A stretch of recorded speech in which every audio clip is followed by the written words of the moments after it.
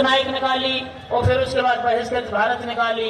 इसके बाद उन्होंने समता पेपर निकाला और फिर जनता पेपर निकाला। बाद में उसका नाम बदलकर फिर वो भारत किया गया। इस तरह साथियों, बाबा साहब ने सिर्फ पत्रिका निकाल के ही जागृति नहीं की। बाबा साहब भीमराव अम्बेडकर ने इस समाज को अपने पैरों पर खड़ा करने के लिए साथियों उन्होंने आंदोलन भी चलाए। सबसे पहले उन्होंने आंदोलन जिस समाज को, जो गूंगा बहरा समाज था, मूकनायक पत्रिका निकालकर उस गूंगे बहरे समाज को जागरूक किया।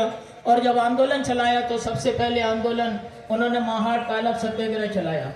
इसके बाद इस जनता को एहसास कराया कि साथियों उन्होंने नासिक के कालाराम मंदिर का सत्याग्रह किया और इसलिए किया कि इस जनता को ये एहसास कराए कि भगवान सिर्फ कुछ लोगों के लिए नहीं है, अगर भगवान है तो सबके हैं। इसलिए साथियों उन्होंने इस समाज को, जिसका स्वाभिमान वाला था, जो गुलाम था, ऐसे लोगों के अंदर गुलाम को गुलामी का एहसास कराया और उसके अंदर स्वाभिमान के साथ संघर्ष करने की बात की।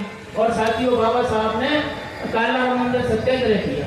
अकेला सत्याग्रह उन्होंने आंदोलन तो ही नहीं किए, उन्होंने अपने जीवन में आंदोलन, अपना मनुस्मृति जलाने का काम किया। मनुस्मृति इसलिए कि उसमें काला कानून था जो बहुजन समाज के लिए, इस देश के तमाम समाज के लिए काले कानून थे, इसलिए साथी उसे उन्होंने नकारने का काम किया। इसी तरह उन्होंने जब इस देश के अंदर बाबा साहब भीमराव अम्बेडकर अपना संघर्ष कर रहे थे तो वो आंदोलन के माध्यम अधिकार लेके आए। तो जब अधिकार छीने गए तो उन्होंने साथियों और आंदोलन किया, पूना पैक्ट आंदोलन भी किया। इस तरह उन्होंने अपने जीवन में तमाम संघर्ष किए, तमाम पत्रिकाएं निकाली।